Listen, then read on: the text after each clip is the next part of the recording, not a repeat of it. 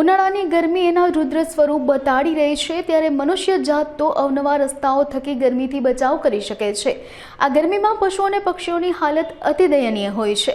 ત્યારે Dhrangadhra arise group દ્વારા ધાંગધ્રાના green ચોક ખાતે પક્ષીઓ માટેના પાણીના કુંડા, ચણની ડીશ અને અંદાજિત 5000 નંગ પક્ષીઓના ઘરનું વિતરણ કરવામાં આવ્યું હતું। જો કે અરાઇઝ ગ્રુપ છેલ્લા 18 વર્ષથી આ ભગીરથ કાર્ય નિસ્વાર્થ ભાવથી કરતું આવ્યું છે, તેમજ પગયાત્રીઓના સેવા કેમ્પ, વૃક્ષારોપણ જેવી વિવિધ સેવાકીય કરતું આ ગ્રુપ અન્યોને એક પ્રેરણાત્મક ઉદાહરણ પૂરું પાડે છે।